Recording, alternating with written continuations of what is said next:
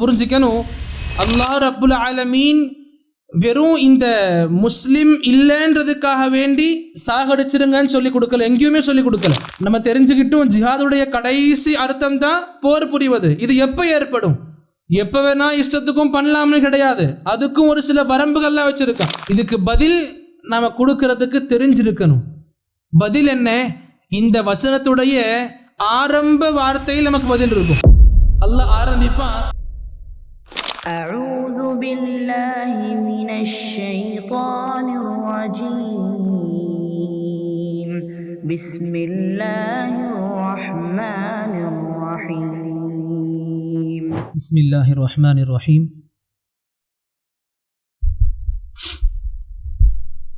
الحمد لله رب العالمين الصلاة والسلام على رسوله الأمين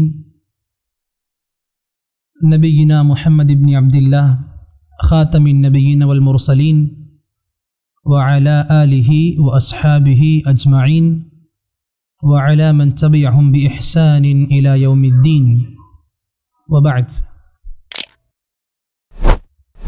فقد قال الله تبارك وتعالى في القرآن المجيد وفي فرقانه الحميد: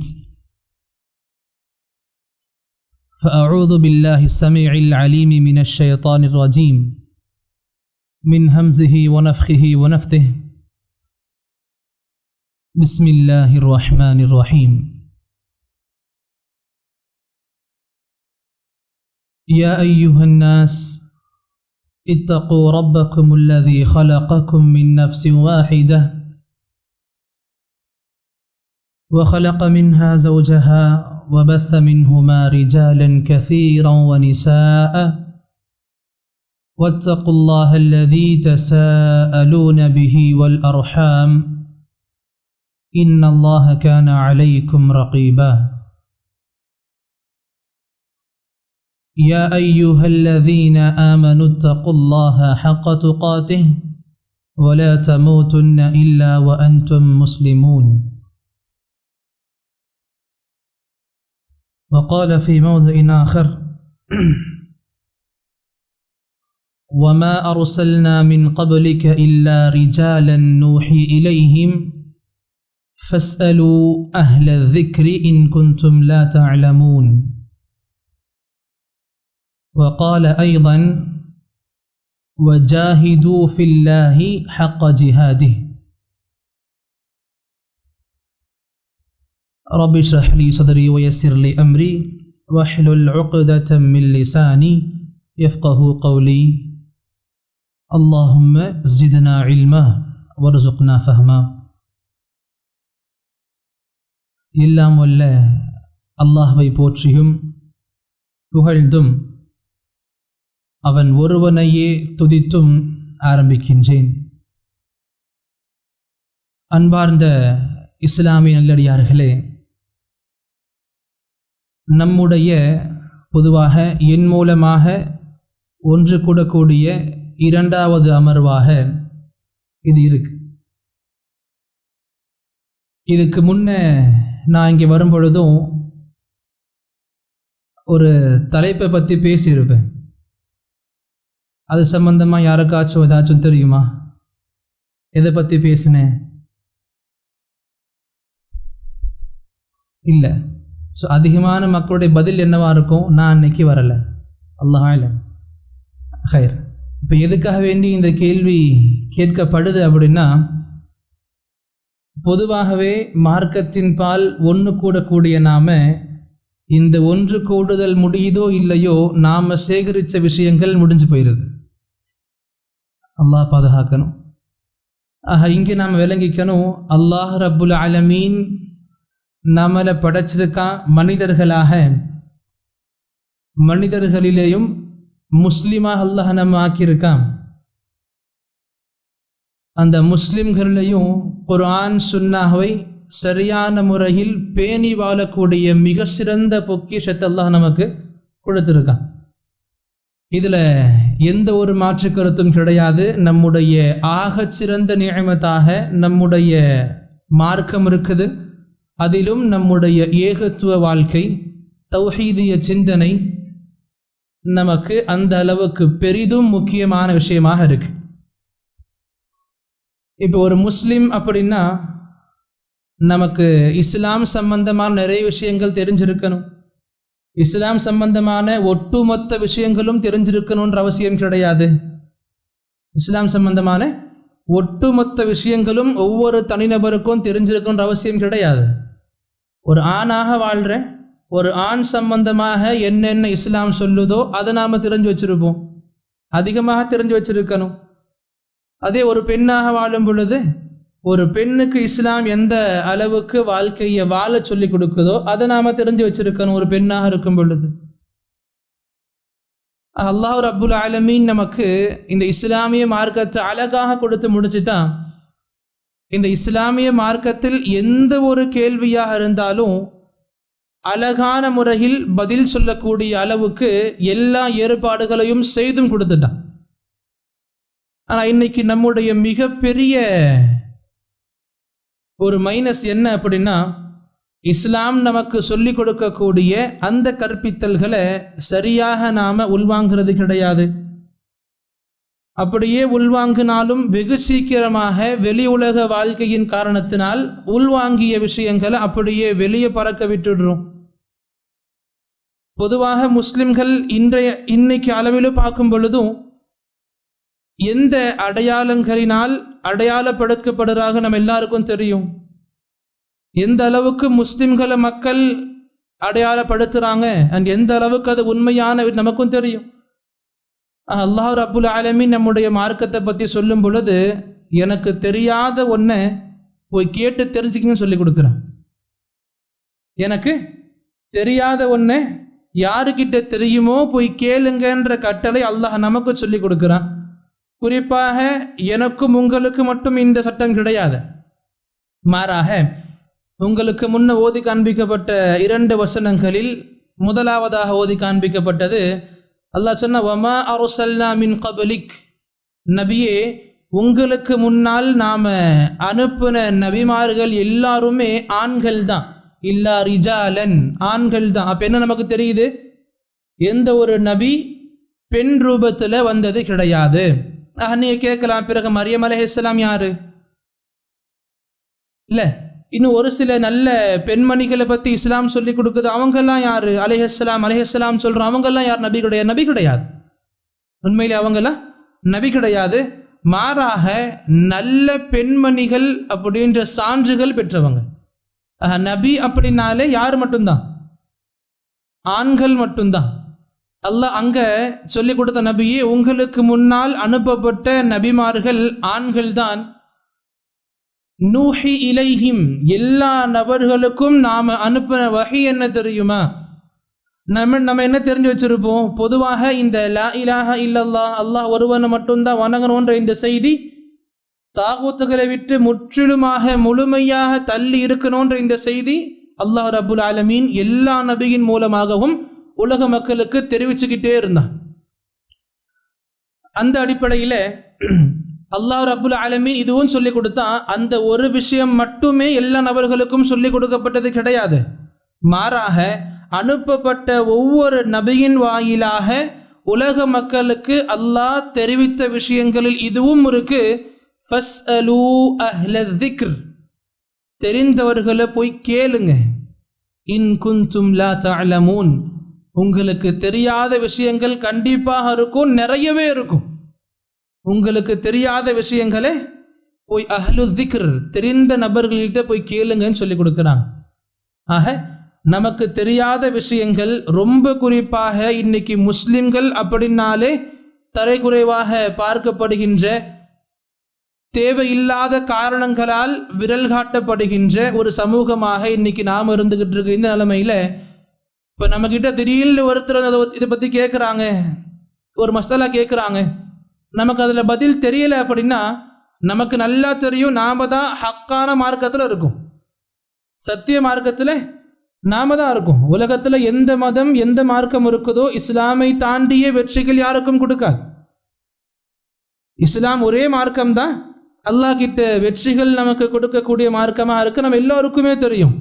அப்படிப்பட்ட சிறந்த மார்க்கத்தை பேணக்கூடிய நாம நம்ம கிட்ட இஸ்லாம் சம்பந்தமான கேள்விகள் யாராவது முன்வைக்கும் பொழுது நம் பதில் கொடுக்க முடியல அப்படின்னா நாம தோத்து போக மாட்டோம்.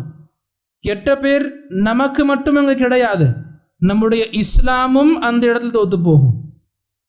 நம்முடைய இஸ்லாமுக்கும் அதே இடத்துல கெட்ட பேர் இருக்கு. புரிஞ்சிக்கணும். எல்லா விஷயங்களை தெரிஞ்சுக்கிறோமோ இல்லையோ, ஒரு குறிப்பிட்ட விஷயங்களை பற்றி நாம் கண்டிப்பாக தெரிஞ்சுக்கிட்டே ஆகணும். அந்த விஷயங்கள் சம்பந்தமாக ரொம்ப அதிகமாக மக்கள் மத்தியில் பேசப்படுகின்ற ஒன்று, இஸ்லாம் பயங்கரவாதத்தை போதிக்கின்ற மார்க்கம்.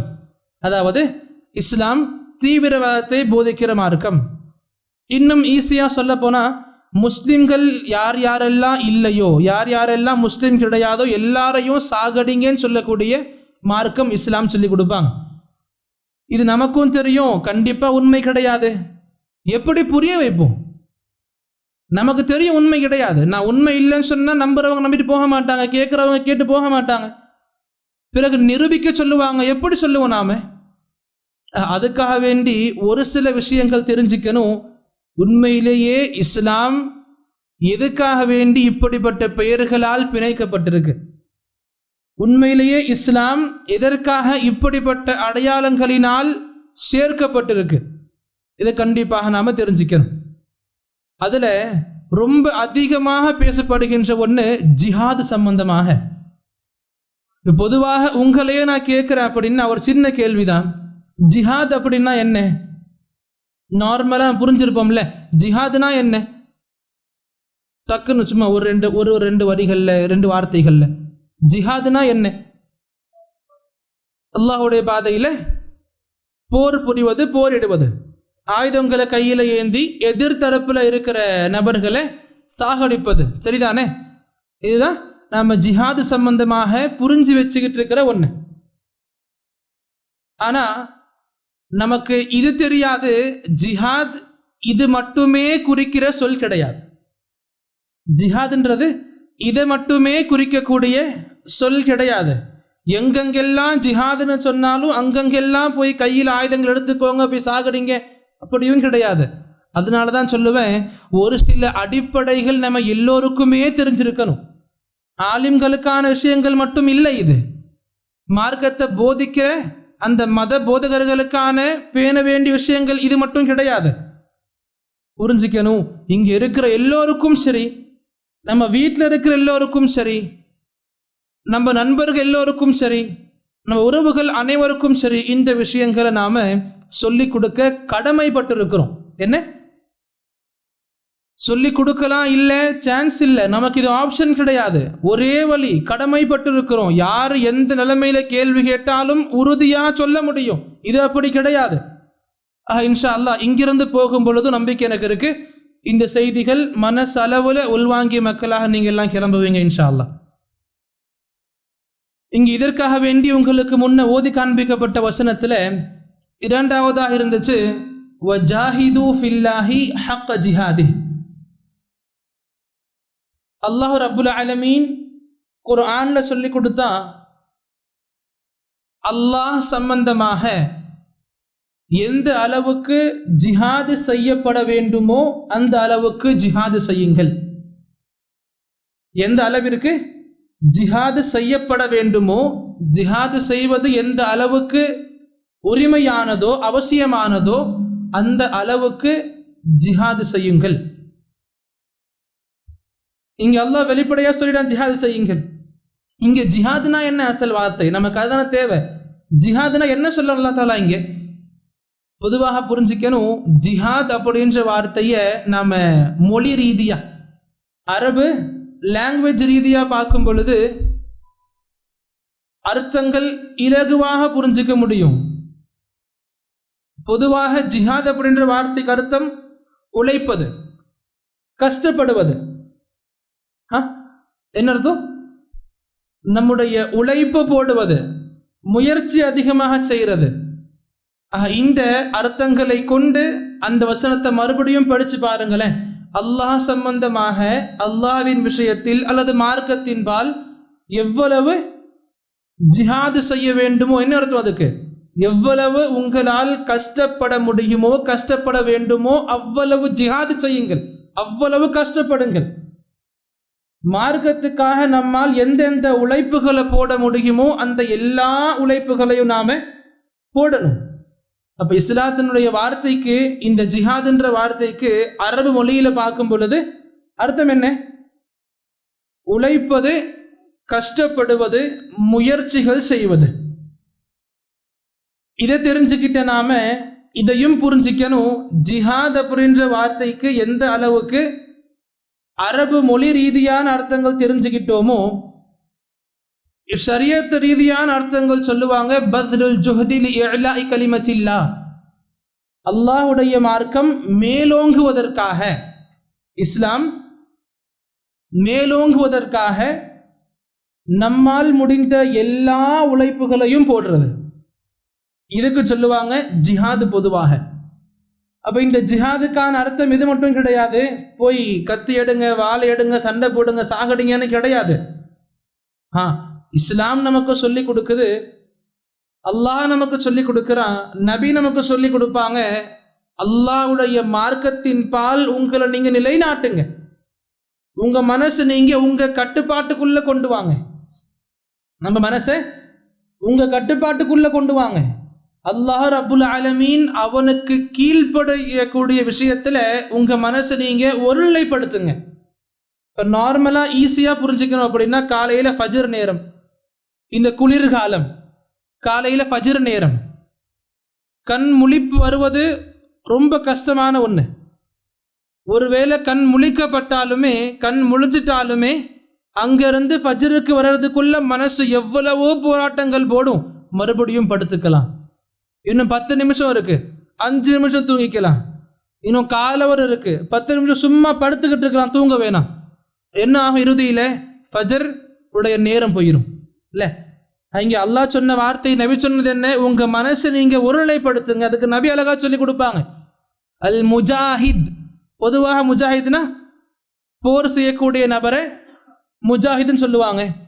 நபி சொல்லி கொடுத்தாங்க, அல் முஜாஹித், உண்மையான முஜாஹித் யார் அப்படின்னா, தன்னுடைய நஃப்ஸோடு போர் புரியக்கூடியவன், தன்னுடைய உள்ளத்தோடு போர் புரியக்கூடியவன் உண்மையான முஜாஹித். உள்ளத்தோடு போர்னா என்ன?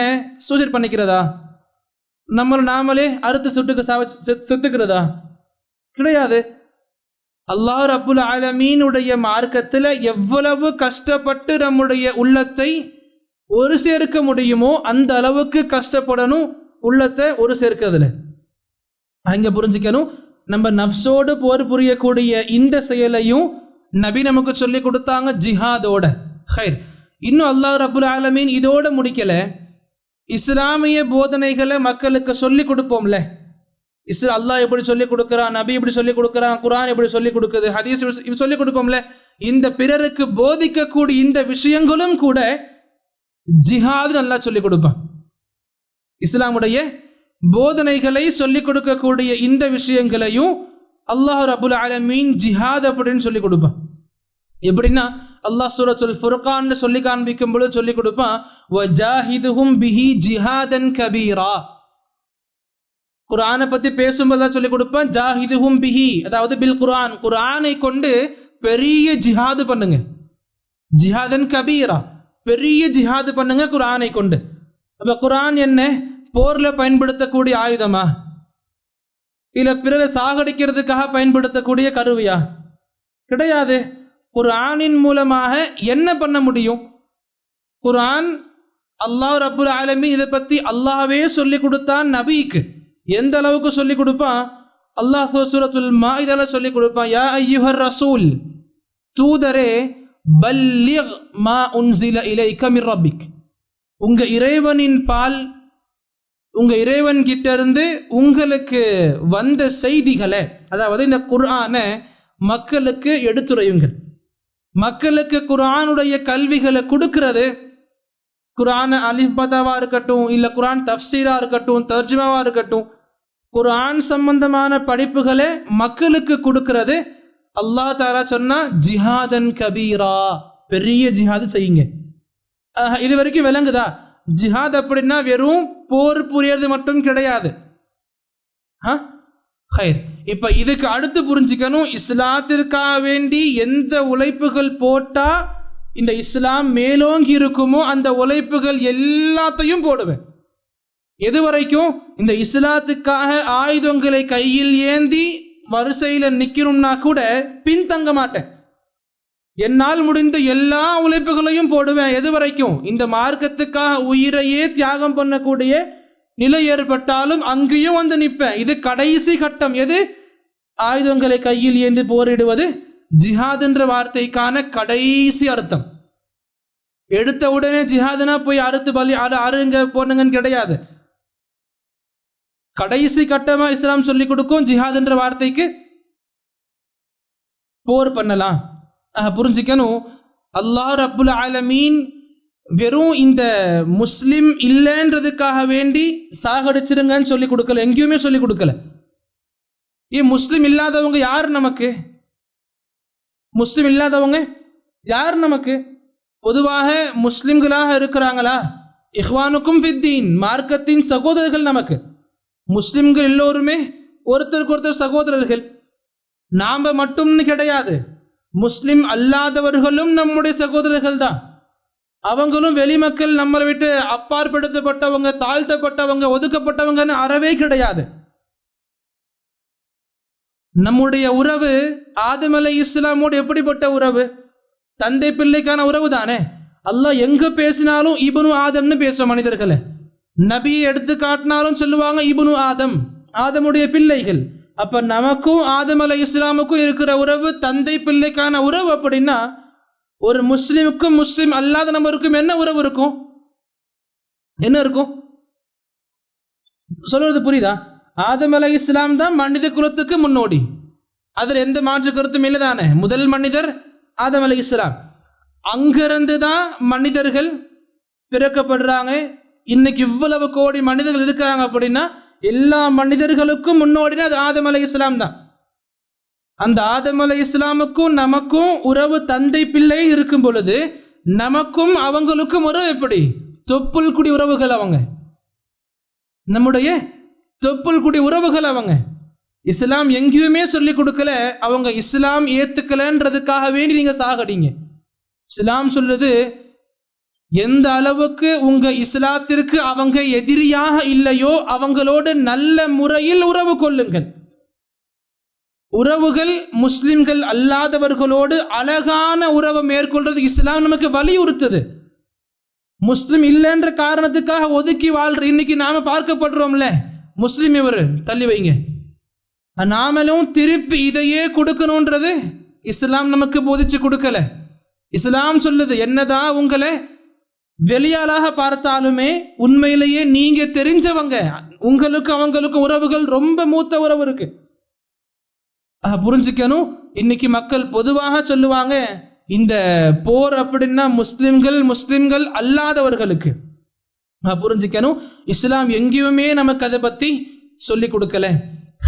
இப்போ இங்கே புரிஞ்சுக்க வேண்டிய விஷயம் என்ன அப்படின்னா, இஸ்லாம் சம்பந்தமாக இப்போ நாம் தெரிஞ்சுக்க வேண்டிய மிக அவசியமான தலைப்பும் இதுதான். ஜிஹாத் அந்த கடைசி கட்டம், அதாவது கைகளில் ஆயுதங்களை ஏந்தி வரிசையாக நின்று போர் பண்ணக்கூடிய எதிர்பிரிவுகளை, எதிரியாக இருக்கக்கூடிய நபர்களை அறுத்து சாய்க்கக்கூடிய, கொலை செய்யக்கூடிய இந்த ஒரு சூழல் எப்போ ஏற்படும்? நம்ம தெரிஞ்சுக்கிட்டோம், ஜிஹாதுடைய கடைசி அர்த்தம் தான் போர் புரிவது. இது எப்போ ஏற்படும்? எப்போ வேணா இஷ்டத்துக்கும் பண்ணலாம்னு கிடையாது, அதுக்கும் ஒரு சில வரம்புகள்லாம் வச்சிருக்கான். பொதுவாக பார்க்கணும்னா 2 காரணங்கள் இருக்கு. எத்தனை? 2 காரணங்கள் இருக்கு நாம கையில் ஆயுதங்களை ஏந்தி போர் புரிவதற்கு. அதில் முதலாவது காரணமாக பார்க்கும் பொழுது, நம்முடைய இஸ்லாத்தின் பால் நமக்கு வாழ சுதந்திரமே இல்லாத நேரத்தில், முஸ்லிமாக வாழ எனக்கு எந்த ஒரு ஃப்ரீடமும் கிடையாது. 2 ரக்காத் நிம்மதியாக தொழுக எனக்கு அனுமதி மறுக்கப்படுது. குர்ஆனை ஓத என்னால் முடியலை. பள்ளிக்கு போகிறத விடுங்க, 2 ரக்காத் தொழுக வீட்டில் கூட தொழுக முடியலை. தொழுகணும்னாலே மக்கள் அடிக்கிறாங்க, சாகடிக்கிறாங்க, துன்புறுத்துறாங்க. இந்த அளவுக்கு நம்முடைய இஸ்லாத்தின் பால் அமல் செய்யப்படுவதை ஒரு சில மக்கள் தடுக்கிறாங்க. அப்படின்னா இஸ்லாம் அங்க சொல்லுது, அவங்க உங்களுக்கு அநியாயம் பண்றாங்க. என்ன பண்றாங்க? அநியாயம் பண்றாங்க. பிறகு இஸ்லாம் நமக்கு இதுவும் சொல்லி கொடுக்கும், அந்த நபர்கள் ஒரு கட்டத்தில் உங்களை எதிர்த்து போர் தொடுத்துட்டாங்க அப்படின்னா அவங்க தான் முதல்ல ஆரம்பிப்பாங்க. முஸ்லிம்கள் நாம என்கிட்ட சக்தி இருக்குன்னு முதல்ல போய் எங்கேயுமே போர் பண்றதுக்கு அனுமதி கிடையவே கிடையாது. நான் முஸ்லீமா இருக்கேன், அதிகமான மக்கள் நான் இருக்கேன், நீ கம்மியா இருக்க, நேரடியாக போய் சாகடிக்கிறேன், அப்படி கடைசி காலம் வரைக்கும் அனுமதி இஸ்லாம் கொடுக்காது. என்ன சொல்லுது? உங்களுடைய எதிரிகள், அதாவது எந்த எதிரிகள், யார் உங்களை இஸ்லாத்தின் பால் நிலைக்க அனுமதி கொடுக்க மாட்டாங்களோ அவங்க உங்க எதிரிகள். அப்படிப்பட்ட எதிரிகள் உங்களை எதிர்த்து போர் தொடுக்கும் பொழுது, அவங்க உங்களை அடிக்கும் பொழுது சும்மா வாங்கிக்கிட்டே இருக்கணும்ன்ற கடமை உங்களுக்கு கிடையாது. அப்ப இஸ்லாம் சொல்லுது, திருப்பி பதில் கொடுக்கும் வண்ணம், உங்க அநியாயத்திற்கு நீங்க திருப்பி பதில் கேட்கும் வண்ணம் திருப்பி அவங்கள தாக்கலாம், பதில் கொடுக்கலாம். அல்லாஹ் இதை அழகா சொல்லி கொடுப்பான் சூரத்துல் ஹஜ்ல, உதின லில்லதீன யுகாத்தலூன் பிஅன்னஹும் துலிமு. போர் தொடுக்கப்பட்ட மக்கள், அதாவது நான் தான் போர் ஆரம்பிக்கணும்னு கிடையாது, என்னை எல்லாரும் சேர்ந்து அடிக்கிறாங்க, என் சமூகத்தை எல்லாரும் சேர்ந்து ஒரு மாதிரி தாக்குறாங்க, அந்த சமயத்தில் நான் அநீதிழைக்கப்பட்ட அன்னஹும் துலிமு, நீங்கள் அநீதிழைக்கப்பட்டவர்கள், அநியாயம் நடக்குது உங்களுக்கு. அல்லாஹ் அங்க சொன்னா, அநீதி இழைக்கப்பட்ட நீங்கள் உங்களை அடிச்சு அவங்களுக்கு பதில் கொடுங்க. இது எப்ப? எல்லா இடங்கள்லையும் கிடையாது. எங்கு ஒட்டுமொத்த சமூகம் ஒன்னாக சேர்ந்து முஸ்லிம்களை வாழ விடலையோ அங்க, ஒருத்தர் 2 பேரு, ஒரு குடும்பம் 2 குடும்பம், அவங்க சேர்ந்து ஒரு முஸ்லிமை தாக்குறாங்க அடிக்கிறாங்கன்னா அங்க போர் பண்ணக்கூடிய நிலைமை அங்கேயும் நமக்கு கிடையாது. ஒட்டுமொத்த சமூகமும் எந்த ஒரு முஸ்லிமாக இருந்தாலும் அவங்கள இந்த அளவுக்கு துன்புறுத்துறாங்க, அந்த செயலுக்கு போனா அங்க நாம திருப்பி பதில் கொடுக்கலாம். இதுவும் எங்க? எல்லா நாட்டிலையும் கிடையாது. நபியுடைய மக்கா வாழ்க்கை ஞாபகம் இருக்கா எல்லாருக்கும்? நபி மக்கால வாழ்ந்திருப்பாங்க எத்தனை ஆண்டுகள்? நபித்துவம் கிடைச்ச பிறகு மாஷா அல்லாஹ் 13 ஆண்டுகள் நபி மக்கால வாழ்ந்திருப்பாங்க நபியாக. இந்த 13 ஆண்டு காலம் முழுக்க முழுக்க சோதனைகளினால் நிரம்பிய காலம். முதல் 3 ஆண்டுகளை விட்டுறதா, நபி மறைமுகமாக தாவா பண்ணாங்க. அப்ப 10 ஆண்டுகள் நபி எப்ப வெளிப்படையான தாவா பகிரங்கமாக பண்ண ஆரம்பிக்கிறாங்களோ அங்க ரொம்ப விதவிதமான கஷ்டங்கள் முஸ்லிம்களுக்கு. வெளிப்படையாக சாகடிக்கிறாங்க, தொந்தரவு கொடுக்கிறாங்க. எப்படி? முழு சமூகமும் சேர்ந்து, முழு காஃபிர்களும் சேர்ந்து எல்லா முஸ்லிம்களையும் அடிச்சு ஒடுக்குறாங்க, சாகடிக்கிறாங்க, இஸ்லாத்தை விட்டு வெளியேறுன்னு சொல்றாங்க. அந்த இடத்துல நபி கட்டளையிடல, அல்லாஹ் நமக்கு ஹுக்கும் கொடுக்கல, நீங்க போர் பண்ணுங்கன்னு சொல்லி. ஏன்? அங்க முஸ்லிம்கள் அதிகமானவர்கள் கிடையாது. நம்ம லாங்குவேஜ்ல பேசணும் அப்படின்னா முஸ்லிம்கள் அங்க மெஜாரிட்டியாக வகுக்கல. முஸ்லிம்கள் எப்படி வகுத்து வந்தாங்க? மைனாரிட்டியாக. நபியுடைய மக்கா வாழ்க்கை முழுக்க முழுக்க முஸ்லிம்களுடைய சிறுபான்மைத்தனம். காஃபிர்கள் அதிகமாக இருந்தாங்க, முஸ்லிம்கள் கம்மியா இருந்தாங்க. நம்ம நாட்டிலையும் சேம் தானே, நாம ஒன்றும் மெஜாரிட்டி கிடையாது, மைனாரிட்டிஸ் நம்முடைய பேர் இருக்கு. ஆக இங்க முஸ்லிம்கள் சிறுபான்மையினராக இருக்கும் பொழுது நமக்கான அழகான அடையாளம் நபியுடைய எந்த வாழ்க்கை? மக்கா வாழ்க்கை. புரிஞ்சுக்கணும், இதை மறக்க கூடாது. முஸ்லிம்கள் சிறுபான்மை மக்களாக இருக்கும் பொழுது அவங்களுக்கான அழகான ரோல் மாடல், அழகான ஒரு முன்னுதாரணம் நபியுடைய மக்கத்து வாழ்க்கை. எப்படியெல்லாம் கஷ்டங்கள் இருந்துச்சு, எப்படியெல்லாம் சகித்து வாழ்ந்தாருங்க. இதை பற்றி நேரம் கிடைச்சு அப்புறம் பேசுவோம் இன்ஷா அல்லாஹ். இங்கே புரிஞ்சுக்கணும், எங்க மதினாக்கு வந்தாங்களோ முஸ்லிம்கள் மெஜாரிட்டி ஆன பிறகு அங்கேயும் உங்களுக்கு தொந்தரவு வருதா? இப்ப நீங்க சும்மா இருக்க வேணாம், பதில் கொடுக்கலாம். இங்க அல்லாஹ் ரப்புல் ஆலமீன் இங்க என்ன சொல்ல வரல? எல்லா விதமான காஃபிர்களையும் சாகடிக்கணும்னு சொல்ல வரல. போர் ஆரம்பிச்சாச்சு, எல்லா காஃபிர்களையும் சாகடிக்கணும்னு சொல்ல வரல. அல்லாஹ் ரப்புல் ஆலமீன் இதை பத்தி அழகா சொல்லி கொடுப்பான். எந்த நபர்கள் உங்களோடு சண்டையிடுகிறார்களோ, சூரத்துல் பக்ரால அல்லாஹ் சொல்லி கொடுப்பான், வகாத்திலு ஃபீ சபீலில்லாஹ், அல்லாஹ்வுடைய பாதையில் போர் புரியுங்கள். யாரோடு? அல்லதீன யுகாத்திலூனகும், எவர்கள் உங்களோடு போர் புரிகிறார்களோ அவர்களோடு. அல்லாஹ் கடைசியில் அழகா முடிச்சிருப்பான், வலா தஅதது, வரம்பை நீங்கள் மீறாதீர்கள். வரம்பை என்ன செய்யாதீங்க. என்ன அர்த்தம் இதுக்கு? யார் உங்களோடு போர் புரியலையோ அவங்கள நீங்க சீண்டவும் கூடாது. யார் உங்களோடு போர் புரியலையோ அவங்கள நீங்க அப்படியே விட்டுறணும். அவங்கள நீங்க சாகடிக்க என்ன சீண்ட கூட உங்களுக்கு அனுமதி கிடையாது. ஹைர், இப்படிப்பட்ட வார்த்தைகளை சொல்லும் பொழுது இந்த ஜிஹாது பத்தின ஒரு சில விஷயங்கள் தெரிந்த ஒரு சில நபர்கள் நம்ம கிட்ட கேட்பாங்க, ஜிஹாதுனா என்ன? முஸ்லிம்கள் வெறும் அவங்கள சீன்ற மக்களோடு மட்டும்தான் போர் புரியணுமா? ஆனால் குரான்ல இப்படி இல்லையே. எப்படி நம்ம கிட்ட இதற்காக வேண்டி நிறைய படித்து வசனங்களை தேடி பின் பண்ணி எழுதி கொண்டு வந்து காமிப்பாங்க. குரான்ல நீங்க சொல்றமா இல்லையா ஹஜ்ரத்? குரான்ல நீங்க சொல்றமா இல்லையே. யார் முஸ்லிம்கள் எதிர்க்கிறாங்களோ அவங்களோட மட்டும்தான் போர் பண்ணணும், மற்றவங்களை விட்டுருங்கன்னு நீங்க சொல்றீங்க. ஆனா குரான்ல அப்படி இல்லை. அல்லாஹ் என்ன சொல்றான் குரான்ல? இதோ படிங்க, நமக்கு எடுத்து காண்பிக்கிறாங்க. சூரா தௌபாவுடைய வசனம், ஃபக்துலுல் முஷ்ரிகீன் ஹைது வஜத்துமூஹும் வஹுதூஹும் வஹ்சுரூஹும் வக்உது லஹும் குல்ல மர்சத். சூரா தௌபால அல்லாஹ் சொல்லி கொடுக்குற வசனம் தான், குரான்ல உள்ள வசனம் தான். என்ன இருக்கு? ஃபக்துலுல் முஷ்ரிகீன், முஷ்ரிக்குகள் எல்லாரையும் சாகடிங்க. முஷ்ரிக்குகளை சாகடிங்க. எப்படி சாகடிங்க? அல்லாஹ் சொல்லி கொடுக்குறான், ஹைது வஜத்துமூஹும், எந்த நிலைமையில நீங்க அவங்களை அடைஞ்சாலும் சரி சாகடிங்க. எந்த நிலைமையில் அடைஞ்சாலும் சரி நீங்க அவங்களை சாகடிங்க. அல்லாஹ் பிறகும் சொன்னா, வஹுதூஹும், அவங்களை பிடிச்சு கொள்ளுங்க கட்டியாக, விட்டுறாதீங்க, லூஸ் விட்டுறாதீங்க, நல்ல பலமா பிடிச்சு கொள்ளுங்கள். வஹ்சுரூஹும், அவங்களை முற்றுகையிடுங்கள், அவங்க தப்பிக்கிறதுக்கு எந்த வாய்ப்பும் கொடுக்காதீங்க, முற்றுகையிடுங்கள். வக்உது லஹும் குல்ல மர்சத், எந்தெந்த இடங்களில் பதுங்கி உட்கார்ந்து தாக்குவாங்களோ எல்லா இடங்கள்லையும் பதுங்கி உட்காருங்க. யாருக்காக? முஷ்ரிக்குகளுக்காக. பாருங்க, இந்த அளவுக்கு பயங்கரவாத வார்த்தைகளை இஸ்லாம் சொல்லி கொடுக்குது. அல்லாஹ் தன்னுடைய குர்ஆன்லயே இந்த அளவுக்கு பயங்கரவாதத்தை கொட்டி வச்சிருக்கான் அப்படின்னா இதுதான் இஸ்லாம்.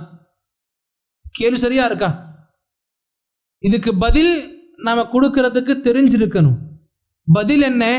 இந்த வசனத்துடைய ஆரம்ப வார்த்தையில் நமக்கு பதில் இருக்கும். அல்லாஹ் ஆரம்பிப்பான், ஃபஇதன் ஸலஹல் அஷ்ஹுருல் ஹுரும், கண்ணியமாக்கப்பட்ட மாதங்கள் முடிஞ்சிருச்சு அப்படின்னா இப்படிலாம் நீங்க பண்ணுங்க. என்ன கான்செப்ட் இது அப்படின்னா புரிஞ்சுக்கணும். அல்லாஹ் ரப்புல் ஆலமீன் இத பொதுவான விஷயங்கள்ல சொல்லி கொடுக்கல. ஏற்கனவே போர் நடந்துகிட்டு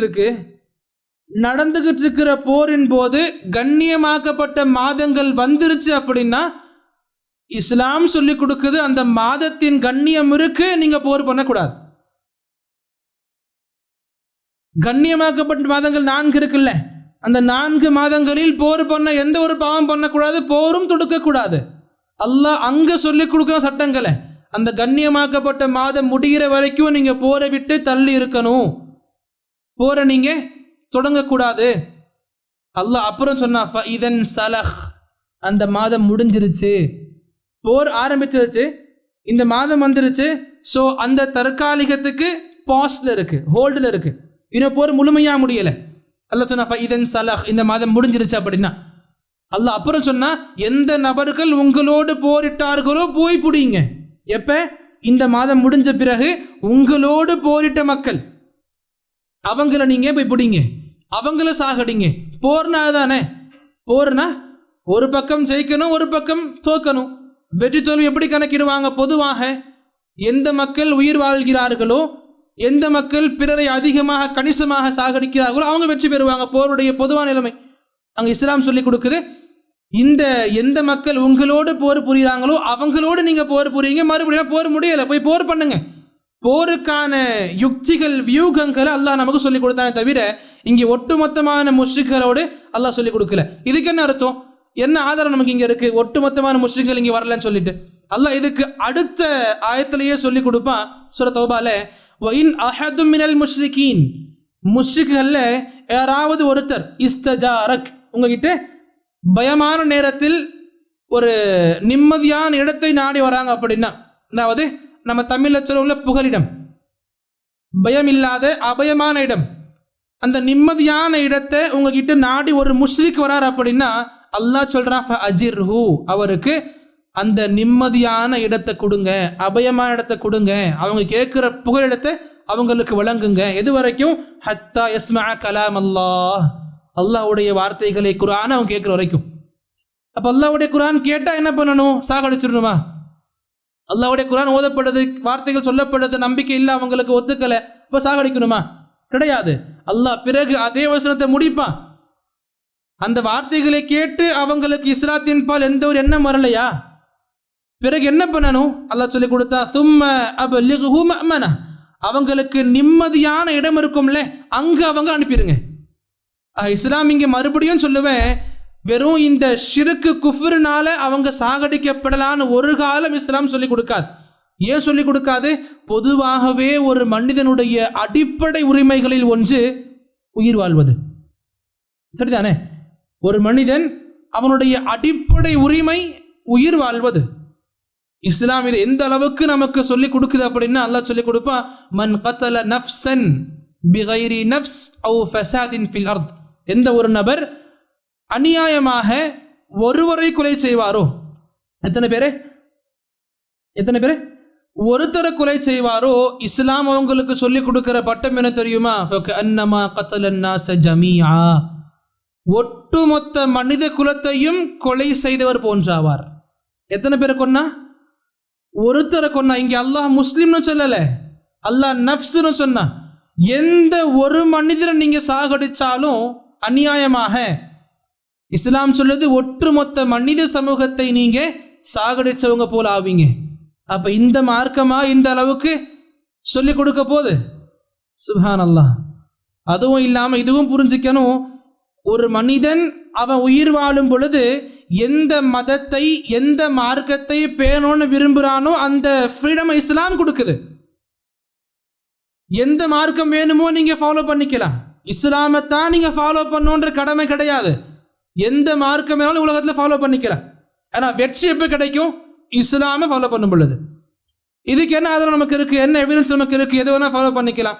அல்லாஹ் நபிக்கு சொல்லி கொடுப்பான், வலவு ஷா ரப்புக், நபியே உங்கள் இறைவன் நினச்சிருந்தா, உங்கள் இறைவன் அல்லாஹ் நாடு இருந்தா, ல ஆமன மன்ஃபில் அர்தி குல்லுஹும் ஜமீஆ, உலகத்தில் உள்ள எல்லா மனிதர்களும் முஃமினாக இருப்பாங்க. சாத்தியமா இல்லையா? அல்லாஹ் நாடு இருந்தா எல்லா மனிதர்களையும் முஃமினாக வச்சிருப்பான், எல்லாரையும் முஸ்லிமா வச்சிருப்பான். இன்னைக்கு காஃபிர்ன்ற ஒரு வார்த்தை நமக்கு தெரியாமல் இருந்திருக்கும். அல்லாஹ் கஷ்டமா? அது கிடையாது. அல்லாஹ் நபிக்கு சொன்னா, நபியே உங்க இறைவன் நாடு இருந்தால் ஒட்டுமொத்த உலக மக்கள் அனைவரையும் முஸ்லிமாக முஃமினாக வச்சிருப்பான். அல்லாஹ் பிறகு அதே நபிக்கு சொல்லி கொடுப்பான், அஃப அன்த துக்ரிஹுன் நாஸ ஹத்தா யகூனு முஃமினீன், இந்த மக்கள் ஈமான் கொள்ளணுன்ற அளவுக்கு நீங்க அவங்கள வற்புறுத்த உங்களுக்கு தகுதி கிடையாது. ஆக வற்புறுத்தி இஸ்லாத்துல கொண்டு வரணுன்ற இந்த கான்செப்ட் இஸ்லாம்ல கிடையாது. லா இக்ராஹ ஃபித்தீன், மார்க்கத்தில் எந்த ஒரு கம்பல்ஷனும் கிடையாது, எந்த ஒரு வற்புறுத்தலும் இஸ்லாத்துல கிடையாது. புரிஞ்சுக்கணும். அல்லாஹ் நபிகிட்ட கேட்குறான், நீங்க வற்புறுத்தி இவங்களை முஸ்லீம் ஆக்கணுன்ற ஒரு செய்தி, ஒரு கடமை உங்களுக்கு இல்லை. இப்போ புரிஞ்சுக்கணும். முதலாவதான காரணம் என்ன? எங்கு போர் தொடுக்கப்படுதோ அவங்களுக்கு பதில் நாம கொடுக்கும் வண்ணம் போர் செய்யலாம். நாம தொடுக்க அனுமதி கிடையாது. அதுவும் எப்ப? நமக்குன்ற ஒரு பலம் இருக்கும் பொழுது, அதாவது மெஜாரிட்டியா வாழும் பொழுது, அந்த மைனாரிட்டியான மக்கள் இல்லை வேறு மக்கள் நம்மளை போர் தொடுத்து வராங்கன்னா அப்ப நாம் பதில் கொடுக்கலாம். முதல் காரணம். எத்தனை காரணம் இருக்குன்னு சொல்லியிருந்தேன் ஜி? 2. மாஷா அல்லாஹ். இரண்டாவது காரணம் என்ன அப்படின்னா, முஸ்லிம்களில் ஒரு சில மக்கள் பலவீனமாக இருக்கும் பொழுது, ஒரு சில மக்கள் கஷ்டப்படும் பொழுது, ஒரு சில மக்கள் உயிருக்காக வேண்டி கஷ்டப்படும் பொழுது அவங்களுக்கு உதவிகரம் நீட்டும் வண்ணம் போர் புரியலாம்.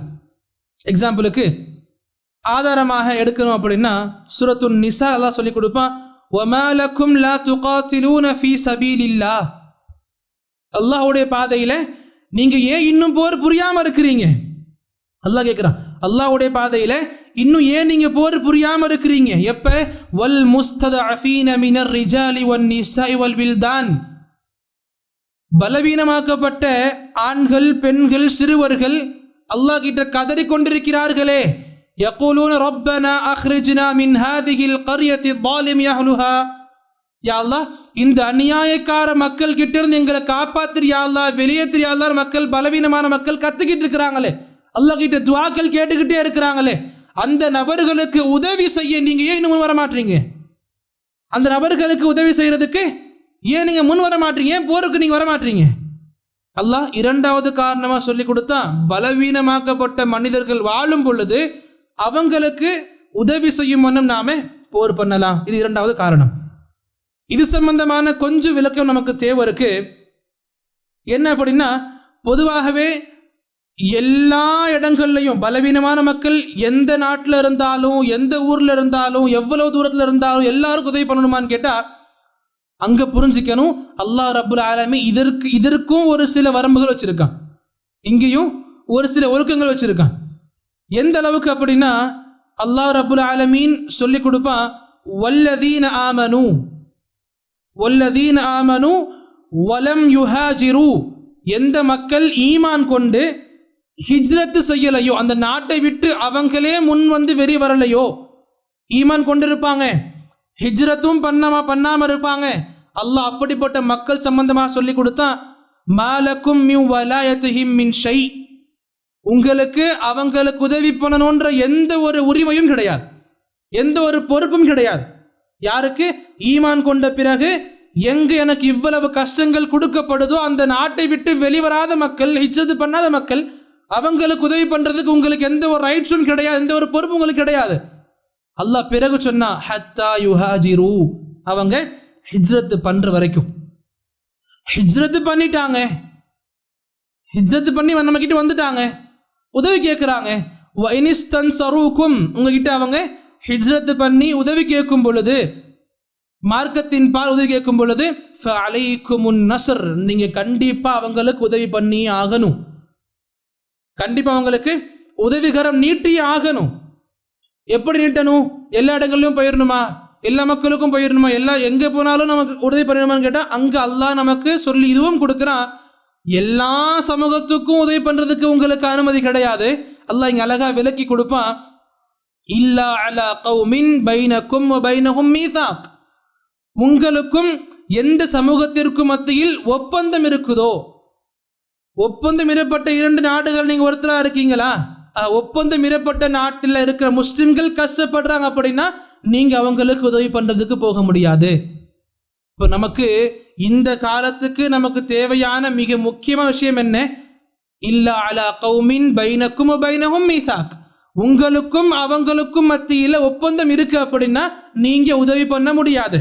இங்க புரிஞ்சிக்கணும், எந்த நாட்டு மக்களோடு ஒப்பந்தம் வேறு நாட்டுக்கு இருக்கோ அந்த மக்கள் அந்த நாட்டு மக்களுக்கு உதவி பண்ண முடியாது.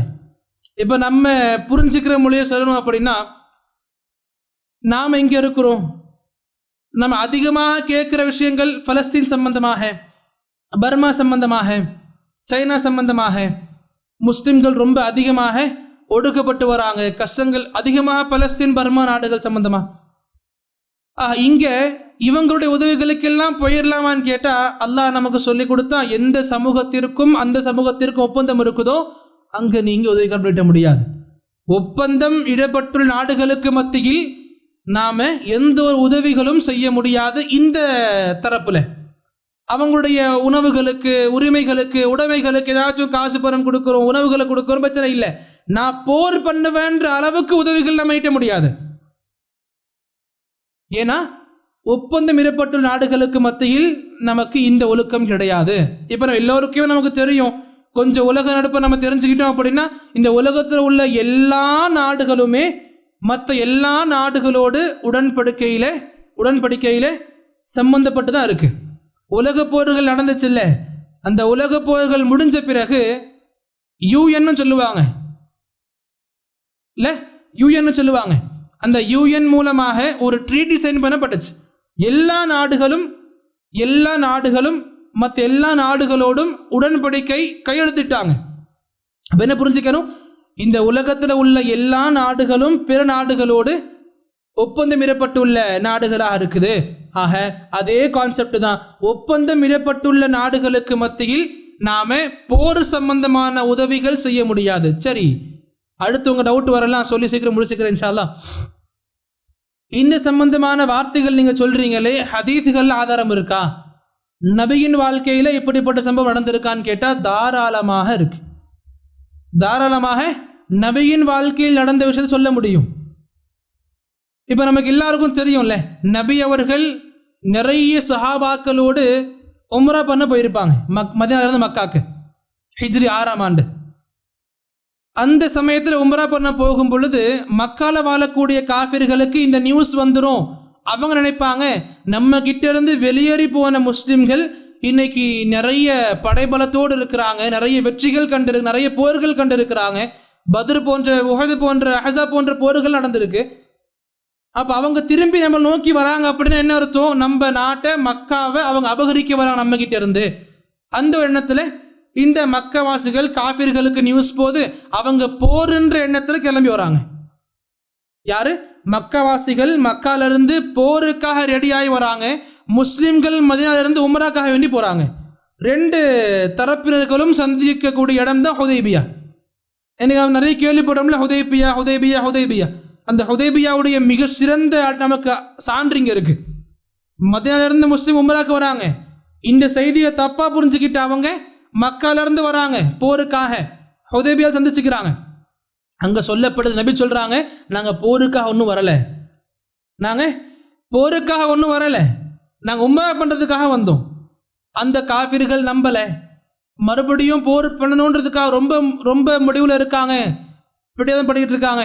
முஸ்லீம்கள் சொல்கிறாங்க, நபி சொல்கிறாங்க, எனக்கு இங்கே எந்த ஒரு உயிரும் போகிறதுக்கு அனுமதிக்க மாட்டேன். ரொம்ப கஷ்டப்பட்டு பேசி கடைசியில் சரி உடன்படிக்கையில் இருக்கலாம், ஹுதைபியா உடன்படிக்கை சொல்கிறோம்ல, அந்த உடன்படிக்கை எழுதிக்கலான்ற ஒரு கான்செப்டில் ரெண்டு தரப்பினரும் ஒத்துக்கிறாங்க. அந்த உடன்படிக்கை எழுதப்படுது. அந்த உடன்படிக்கையில் எப்படிப்பட்ட நிபந்தனைகள் இருக்குது அப்படின்னா சொல்லுவாங்க, இந்த வருஷம் நீங்கள் உம்ராக்கு வந்தீங்க, ஆனால் இந்த வருஷம் உங்களுக்கு என்ட்ரி கொடுக்க அனுமதி கிடையாது, நீங்கள் போங்க, அடுத்த வருஷம் வாங்க உம்ராக்கு உங்களுக்கு அனுமதி கொடுக்குறோம். அது ஒன்று. பிறகு சொன்னாங்க, உங்கள் சைட்லேருந்து யாராவது இஸ்லாம் விட்டுட்டு காஃபிராக எங்ககிட்ட வந்தாங்கன்னா திருப்பி அனுப்ப மாட்டோம்.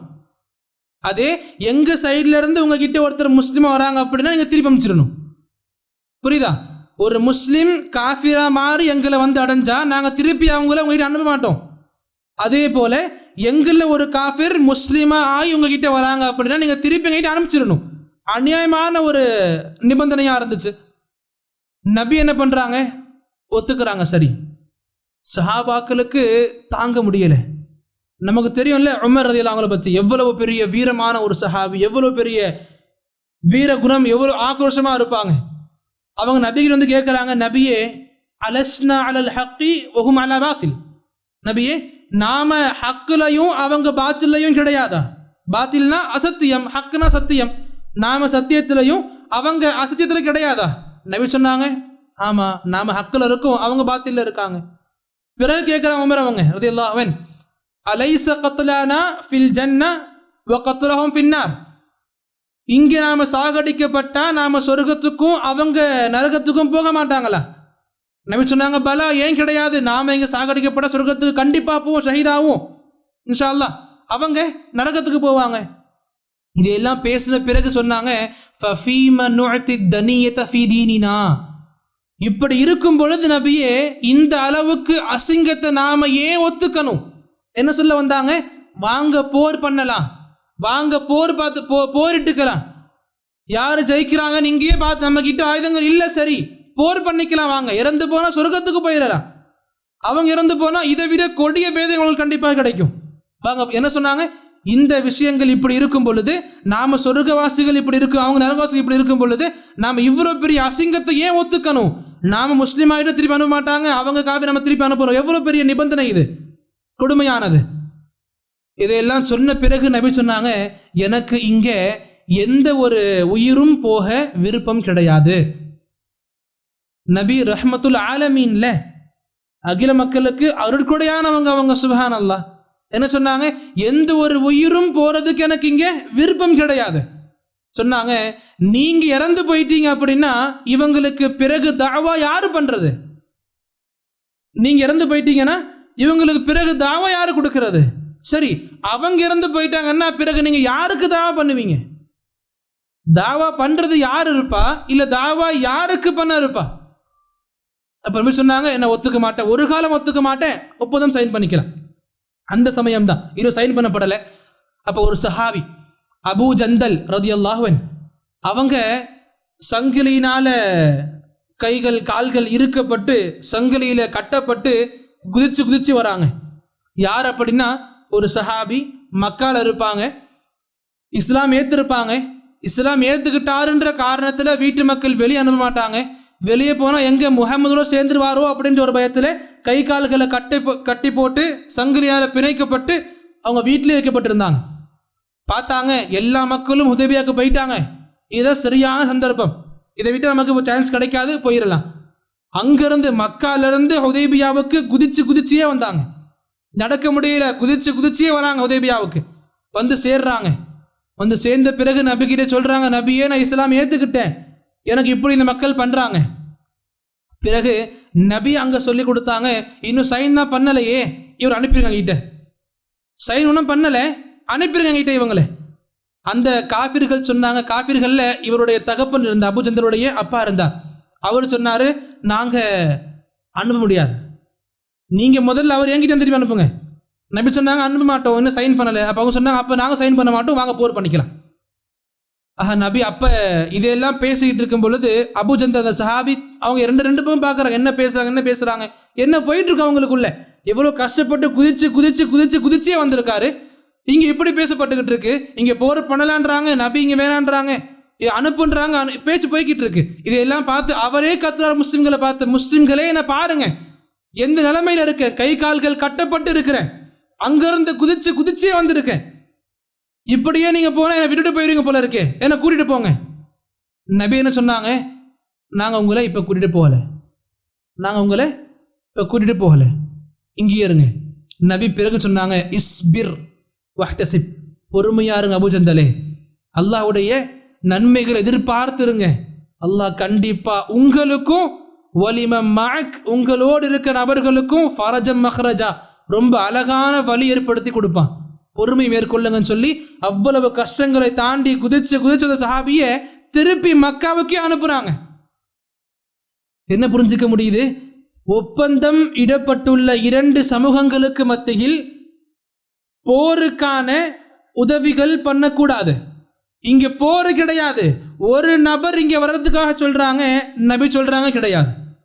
ஆக ஒப்பந்தம் இடப்பட்ட மக்களுக்கு மத்தியில் இப்படிப்பட்ட ஒரு நடவடிக்கை இருக்கும் பொழுது இன்னைக்கு சில இயக்கங்கள் இருக்கு, இந்த நாட்டில் மக்கள் பாதிக்கப்படுறாங்க, இந்த நாட்டில் மக்கள் இப்படி அவதிப்படுறாங்க, முஸ்லிம்கள் கஷ்டப்படுறாங்க, இந்த இளைஞர்கள்லாம் வாங்க ஒன்னா போலாம், இளைஞர்களே ஜிஹாதுக்கு இந்த போருக்கு அழைக்கிறாங்க, போருக்கான வெறி ஊட்டுறாங்க, இஸ்லாத்துக்காக செத்தாலும் நமக்கு சொர்க்கம் தான், இப்படிப்பட்ட வார்த்தைகளை சொல்லி நம்ம நாட்டு இளைஞர்களை அழைச்சு அவங்கள இந்த ஊர்களுக்கு அனுப்புறாங்க. சுப்ஹானல்லாஹ், இது முற்றிலும் தவறானது. எந்த பக்கம் இங்கே நபி அவங்கள தேடி குதிச்சு குதிச்சு கஷ்டங்களை மேற்கொண்டு வந்த இந்த நபர் திருப்பி அனுப்புறாங்களோ அது எங்க இருக்கு? இங்க நிம்மதியா இருக்கிற நாம இங்கிருந்து எங்கேயோ போய் சாக எப்படி இருக்கு? புரிஞ்சுக்கணும், இஸ்லாம் இந்த அளவுக்கு நமக்கு சொல்லி கொடுக்கல. இஸ்லாம் உண்மையிலேயே சொல்லுது, உங்க சக்திகள் இருக்குது, நீங்க மெஜாரிட்டியா இருக்கிறீங்க, உங்களை மக்கள் எதிர்க்கிறாங்க, அப்ப நீங்க பதில் கொடுக்க போர் பண்ணலாம். நீங்க மெஜாரிட்டியா இருக்கிறீங்க, உங்களுக்கு நியூஸ் கேள்விப்படுது, இந்த நாட்டில் இந்த முஸ்லிம்கள் கஷ்டப்படுறாங்க, உதவிகளுக்காக கையிடுங்க, அப்போ கரம் கொடுக்கலாம். எப்போ? இந்த ஒப்பந்தம் இல்லாத பொழுது. இப்போ நான் மெஜாரிட்டியும் கிடையாது, ஒப்பந்தம் இல்லாத நாடுகள் வந்து கிடையாது. முதல்ல யோசிச்சாலே முடிஞ்சிருச்சு, நாம் மெஜாரிட்டி கிடையாது, நமக்கு மக்கா வாழ்க்கை தான் நமக்கான அடையாளம் அதிகமாக பார்க்கும் பொழுது. புரிஞ்சுக்கணும், அல்லாஹ் ரப்புல் ஆலமீன் நமக்கு இங்கே நிம்மதியான வாழ்க்கை கொடுத்துருக்கான். இதோ இஷாவுக்கு பிறகு நைட்டு 10 ஆக போது, அல்லாஹ்வுடைய மார்க்கத்தை பற்றி பேசுகிறோம், கேட்டுக்கிட்டு இருக்கோம். தொழுகைகள் ஜமாத்தாக தொழுக அனுமதி இருக்கு, மார்க்கத்துடைய பிரச்சாரம் தெருமுனைகள்ல பண்ண நமக்கு அனுமதி இருக்கு, யாரும் நம்ம என்ன கேட்க முடியாது. இந்த அளவுக்கு அழகான வாய்ப்புகள் நமக்கு இருக்கும் பொழுது நாம போருக்காக வேண்டி நிற்கிறது சரியான முறை கிடையாது. அப்ப மக்கள் கேட்பாங்க, எங்க நம்ம நிம்மதியாக வாழ்ந்துகிட்டு இருக்கோம், ஒரு இஸ்லாத்துடைய தண்டனையை நம்ம நிறைவேற்ற முடியலையே, இஸ்லாமிய ஆட்சி இருந்தால் எப்படி இருக்கும், இஸ்லாமிய தண்டனை நம்ம நிறைவேற்ற முடியல, எங்க நிம்மதியாக வாழ்ந்துகிட்டு இருக்கோம். அப்ப கேள்வி என்னன்னா, இஸ்லாத்துடைய தண்டனை நிறைவேற்ற முடியுதா இல்லையான்ற கேள்வி இல்லை, தண்டனைகள் எப்போ நிறைவேற்றப்படணும், தண்டனைக்குரிய காரியங்கள் செஞ்சா. எக்ஸாம்பிள், திருடுறது, சினா செய்கிறது, குடிக்கிறது, இந்த பாவங்கள் செய்தால் தண்டனையாக ஹத் இருக்கு, தண்டனைகள் இருக்கு. அப்ப நம்ம கேள்வி என்ன, தண்டனைகள் நிறைவேற்றப்பட மாட்டேங்குது என்ற கேள்வி உங்களது இருக்கு. அந்த தண்டனைக்கு வரைக்கும் உங்கள் தள்ளக்கூடிய செயல்களை செய்ய நமக்கு எங்க இஸ்லாம் அனுமதி கொடுக்குது? நம்ம இஸ்லாம் ஜினா பண்ண சொல்லுதா, இல்ல குடிக்க சொல்லுதா, இல்ல திருட சொல்லுதா? கிடையாது. அப்ப நீங்க ரொம்ப தூரத்துக்கு போய் யோசிக்காதீங்க, ஆரம்பத்துல யோசிங்க. இது எல்லாம் இஸ்லாம் வேணான்னு சொல்லும் பொழுது நீங்க ஏன் பிறகு போறீங்க? உங்களுக்கு இதையே செய்ய அனுமதி கிடையாது. இதை செய்யாம ஆளுங்க நல்ல முறை நிம்மதி வாழ்ந்துட்டு போகலாம். புரிஞ்சுக்கணும் அன்பார்ந்தவர்களே, அல்லாஹ் நமக்கு அழகான மார்க்கத்தை கொடுத்துருக்கான், அழகான இடத்தை கொடுத்துருக்கா மார்க்கத்தை பேன்றதுக்கு, அழகான சூழலை கொடுத்துருக்கா மார்க்கத்தை மக்களுக்கு எத்தி வைக்கிறதுக்கு. இந்த இடங்கள்ல நம்ம கிட்ட அதிகமாக கேட்கப்படக்கூடிய கேள்விகள்ல ஒண்ணு, இஸ்லாம் ஏன் ஜிஹாதை வலியுறுத்துது? ஜிஹாதுனா மறுபடியும் சொல்லி முடிச்சுக்கிறேன், ஜிஹாதுனா நேரடியாக எடுத்த உடனே கையில கத்தி எடு, வாள் எடு, கண் எடு, சாகடின்னு கிடையாது. நம்மால் முடிஞ்ச உழைப்புகள் எல்லாத்தையும் மார்க்கத்துக்காக போடணும். நம்ம இங்க என்ன பண்ண முடியும்? மக்களுக்கு தஅவா பண்ண முடியும், வீட்டு மக்களை திருத்த முடியும், ஏன் நம்முடைய மனசு அல்லாவின் பால் ஒருங்கிணைக்க முடியும். அந்த ஜிஹாதுல வெற்றி பெறுங்க, படிப்படியா வெற்றி காணுங்க. அல்லாஹ் உங்களுக்கு சிறந்த இடத்தை கண்டிப்பா கொடுப்பான். அன்பார்ந்தவர்களே, அல்லாஹ் ரப்புல் ஆலமீன் நம்ம எப்படிப்பட்ட மக்களை ஆக்கணும் அப்படின்னா, ஒரு பிற முஸ்லிம் அல்லாத ஒரு நபர்களுக்கோ இல்லை முஸ்லிமுக்கோ நேரான பாதையை காட்டுறதுக்கான அம்சமாக நம்ம ஆகணும். என் மூலமாக ஒரு நான் முஸ்லீம் ஆகணும், என் மூலமாக தொழுகை இல்லாதவன் தொழுகை உள்ளவன் ஆகணும், என் மூலமாக மார்க்கத்தை பேணாதவன் மார்க்கத்தை பேணவன் ஆகணும், என் மூலமாக தாடி வைக்கிறவன் ஆகணும், என் மூலமாக உடநாகரிகம் பேணாத உடநாகரிகம் பேணவனா மாறணும், என் மூலமாக என்னுடைய குடும்பத்தின் மார்க்கம் சரி பெறணும், சீர்பெறணும். இப்படி நம்மளை பத்தி அதிகமா யோசிக்கணும். அல்லாஹ் அழகா சொல்லியிருப்பான், கூ அன்ஃபுஸக்கும் அஹ்லீக்கும் நாரா, முதல்ல நீங்க உங்களை பாதுகாத்துக்கோங்க நரகத்தை விட்டு, பிறகு உங்க நெருக்கமா இருக்கிற உறவுகளை பாதுகாத்துக் கொள்ளுங்கள். நமக்கு மிகப்பெரிய கடமை அது. என்ன பாதுகாத்துக்கும் நரகத்தை விட்டு? என் குடும்ப மக்கள், அப்பா அம்மா பிள்ளைங்க மனைவி சகோதரிகள் உறவுகள் நண்பர்கள், எனக்கு நெருக்கமா இருக்கிற எல்லாரையும் நான் எந்த சுகத்தை அனுபவிக்கிறேனோ அதே சுகத்தை அவங்களையும் அனுபவிக்க செய்யணும். அல்லாஹ் ரப்புல் ஆலமீன் நமக்கு எந்த அளவுக்கு வாய்ப்புகளை கொடுத்துருக்கானோ, சரியான இஸ்லாம் முதல்ல புரிஞ்சிக்கணும், புரிஞ்சுக்கிட்ட பிறகு அமல்ல ஈடுபடணும், அமல் பண்ண பிறகு அதை மக்களுக்கு எத்தி வைக்க முயலணும் இன்ஷா அல்லாஹ். இப்படிப்பட்ட இல்ம் அமல் தஅவா முறையாக படிப்படியாக அடுத்தடுத்த வண்ணம் இருக்கு அப்படின்னா அல்லாஹ் நமக்கு நஜாஹ் கொடுப்பான், வெற்றியை கண்டிப்பாக கொடுப்பான். பார்த்தவர்களே, அல்லாஹ் ரப்புல் ஆலமீன் நமக்கு எவ்வளவு வார்த்தைகள் கேட்கப்பட்டோமோ பேசப்பட்டோமோ அதை விட அதிகமாக உள்வாங்கக்கூடிய மக்களாக, இன்னும் உள்வாங்கிய செய்திகளை பிற மக்களுக்கு எத்தி வைக்கும் மக்களாக, இன்னும் நம்மை பிற மக்களின் இஸ்லாத்தை ஏற்றுக்கொள்ளும் காரணமாக வழியாக அல்லாஹ் நம் அனைவரையும் ஆக்கிருள்வானாக. அல்லாஹ் எதுவரை நம்மை வாழச் செய்வானோ இந்த பிதஅத்துகள் அனாச்சாரங்களை விட்டு உண்மையான முஸ்லிமாக வாழச் செய்வானாக. அனைத்து விதமான கேள்விகளுக்கும் இஸ்லாம் சார்ந்த முறையான தீர்வுகளை சரியாக தெரிந்து கொண்டு பிறருக்கு எத்தி வைக்கும் உயர்ந்த பாக்கியத்தை வழங்குவானாக. அல்லாஹ் எப்பொழுது நம்மை அழைத்து கொள்வானோ ஈமானியே சிறந்த உயர்ந்த நிலை அழைத்துக் கொள்வானாக. அல்லாஹும்ம ஆமீன். வ ஆகிரு தஅவானா அல்ஹம்துலில்லாஹி ரப்பில் ஆலமீன்.